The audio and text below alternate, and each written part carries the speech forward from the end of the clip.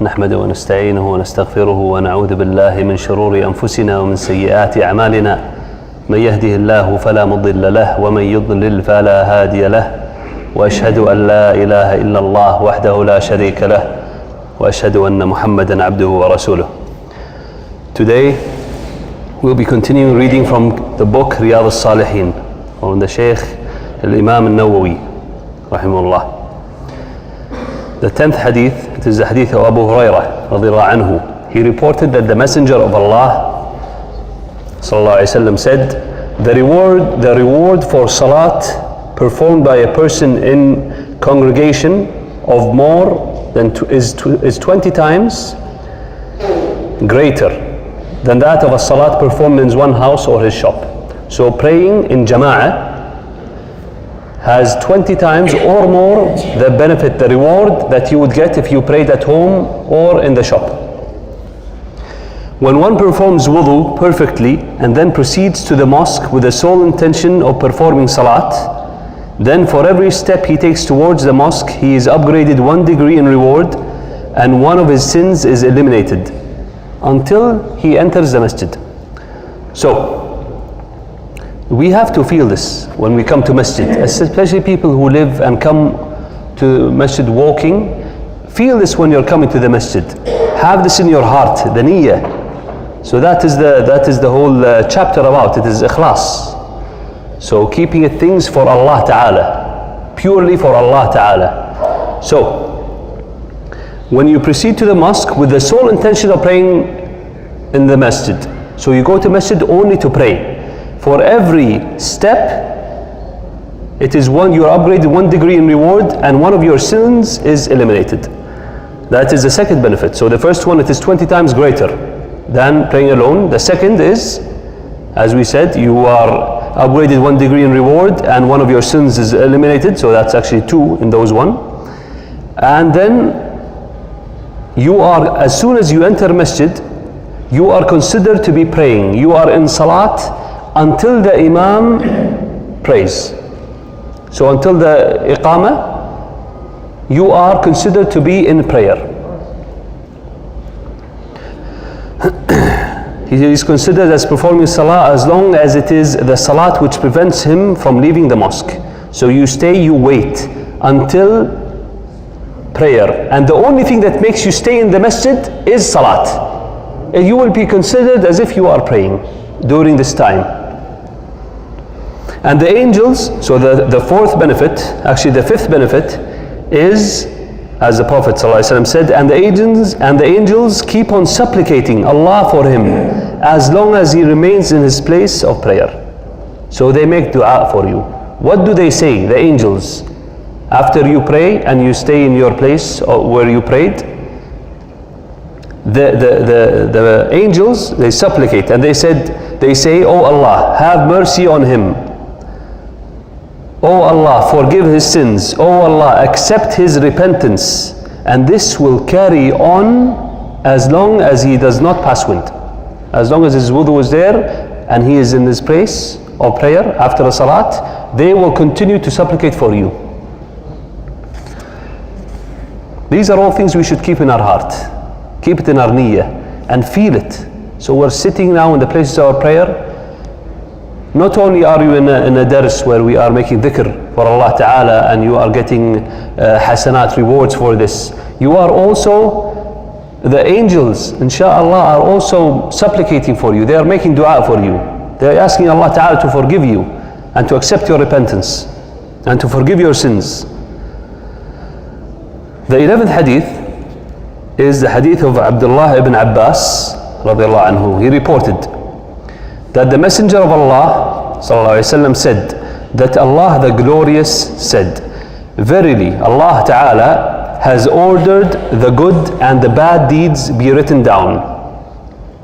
Then he explained it clearly how to write. He who intends to do a good deed but he does not do it. So he intends to do a good deed but he does not do it. Then Allah Ta'ala records it for him as a good deed. So he intended to do a good deed, but he did not do it. Allah Ta'ala gives him a full good deed. But if he carries out his intention, then Allah, the Exalted, writes it down for him as from 10 to 700 folds and even more. So if you want to do a good deed, but you did not do it, you will get a reward for that, a full good deed.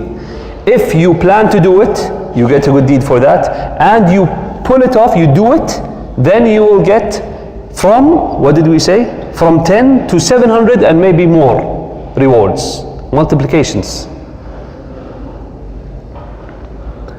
But if he intends to do an evil act and has not done it, then Allah writes it down with him as a full good deed also. So if you plan to do something bad but you stop, you notice that this is not something that you should do.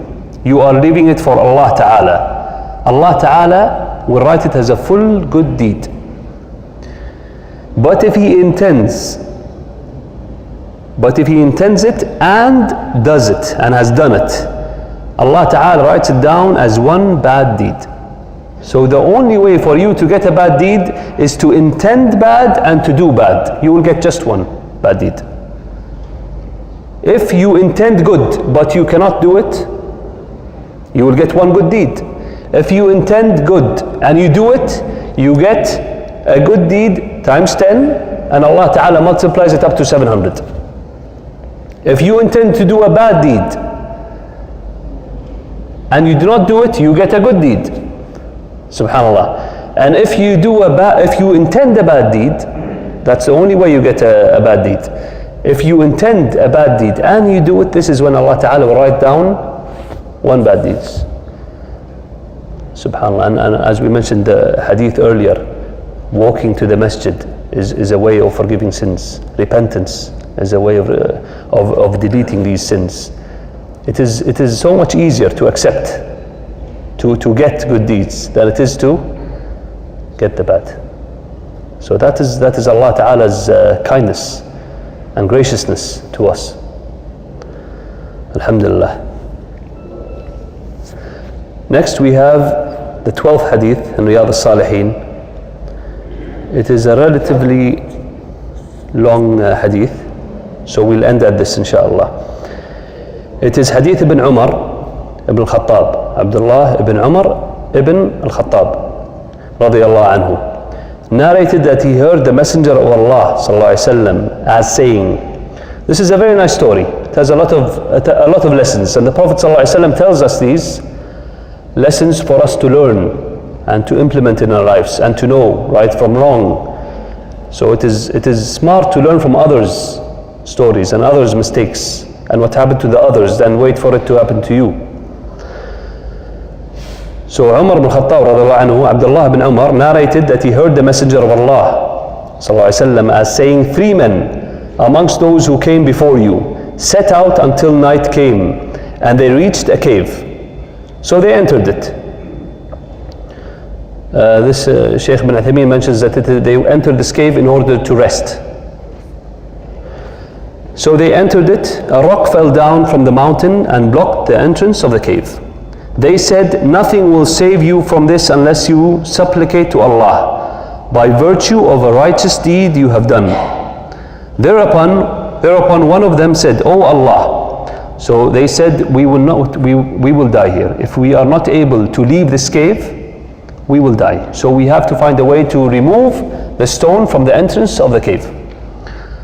So they said that nothing will save us except Allah if we supplicate, we make dua to Allah, mentioning some good deeds we've done that are purely to Allah, solely to Allah, no one else.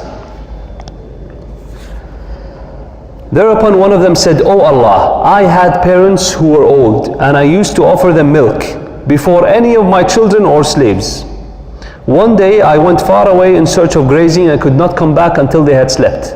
When I milked, as usual, and brought the drink, I found them both asleep. I hated to disturb them and also disliked to give milk to my children before them. My children were crying out of hunger at my feet, but I awaited with the bowl in my hand for them to wake up. When they awoke at dawn, they drank the milk. O Allah, if I did so to seek your pleasure, then deliver us from the distress caused by the rock. The rock moved slightly, but they were still unable to exit the cave. So the first one shows you that birr al-walidain, being especially kind-mannered to a degree that you cannot think this is too much. Being kind to your parents. What is birr al-walidain? Does it have a specific English word? Kindness to your parents. It is actually deeper than that. It is much deeper than that in Arabic. In English it is, and if you smile to someone, you're kind to him.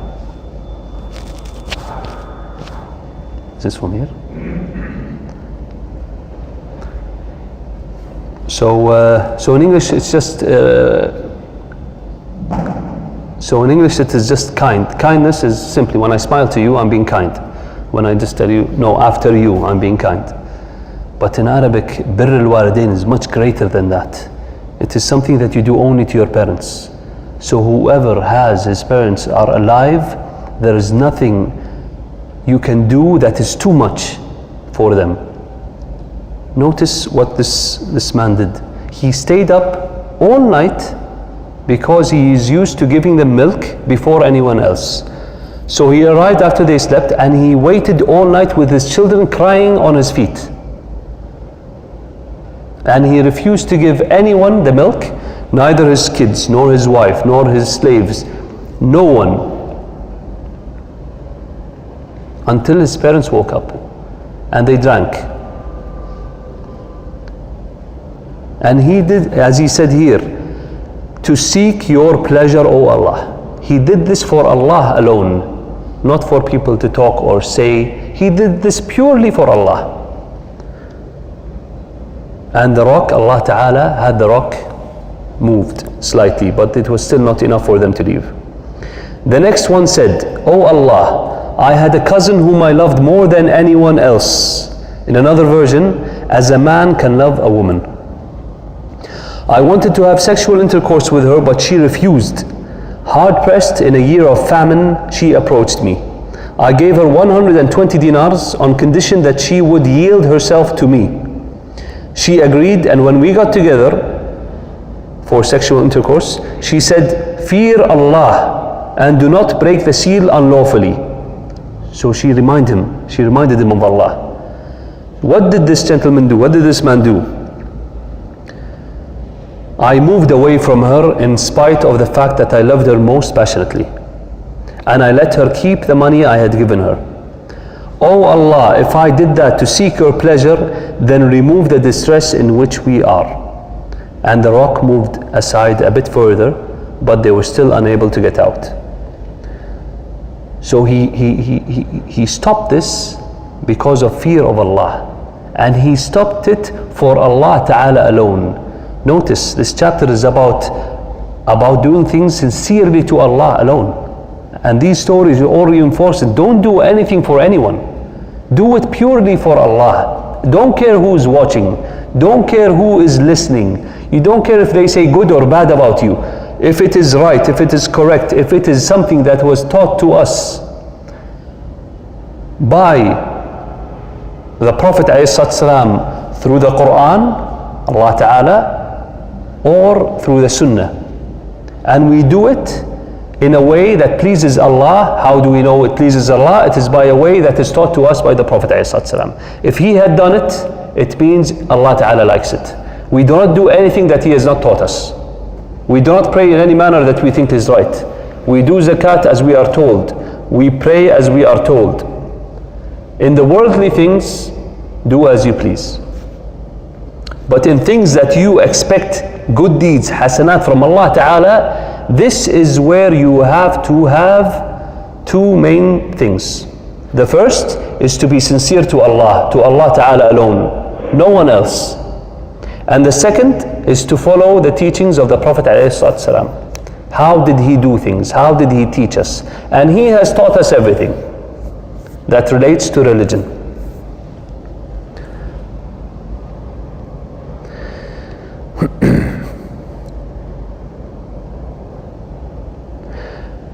The third one said, "O Allah, I hired some laborers and paid them their wages, except one of them departed without taking his due. I invested his money in business, and the business prospered greatly. After a long time he came to me and said, 'O slave of Allah, pay me my dues.'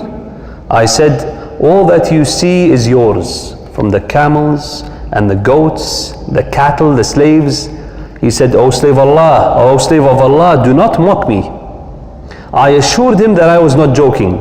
So he took all the things and went away. He spared nothing. O Allah, if I did this so seeking your pleasure, then relieve us of our distress." Here the rock slipped aside and they got out walking freely. What kind of amana is in this manual? What is amana? Help me. What is it in English? Anyone? Amana is when you, when we have something entrusted to you, you actually give it back. So this person, not only was he, for example, he had to pay the man 10 KD. He did not simply just keep that 10 KD aside, or he said, you know what, when he comes back, I'll just give him 10 KD. He invested it, and he worked on it, and he made it grow until he had, when he said, all that you see is yours, from camels to cattle to goats to slave. The man himself, the worker, did not believe it. He said, "Are you mocking me? Do not mock me. Just give me what the money that I wanted from you, my dues." He said, "I'm not mocking you. Take it, it is yours." Subhanallah. And this is another great deed. Everything is written. And Allah Ta'ala does not let anything slip. Everything good and bad. Everything is written. And there will come a time, a day, when we are all judged on every single action that we take. Even our intentions, as we mentioned earlier. It is all written, and we will all be asked about them. But we hope to repent in this world and to ask Allah Ta'ala to forgive us on the day of judgment. Because none of us will be able to enter Jannah with our deeds, our good deeds. None of us. As the Prophet ﷺ said, even you, they asked him, even you, Prophet Rasul ﷺ, he said, even I, except for Allah Ta'ala to forgive me, or to forgive us, or to bestow rahmah on us. Here there are a few lessons.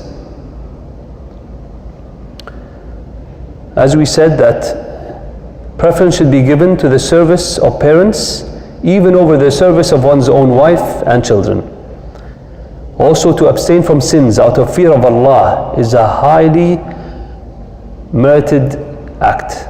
To leave a thing that is not permissible, a sin, for Allah, it is something that will be rewarded by Allah. As the man who wanted to have sexual intercourse with the lady, he left it fear of Allah when she reminded him. Also, laborers should also be treated fairly. It is if someone has paid to a laborer less than his due, it should be paid to him in a decent manner. So you should pay it in full, and you do it kindly. Don't laborers, they are doing services. It's a very honorable act to work with your sweat. So to treat them in such a manner where you give it to them humbly, as it is an action which they deserve. They have done something that you cannot do. هذا والله تعالى أعلم وصلى الله وسلم على نبينا محمد.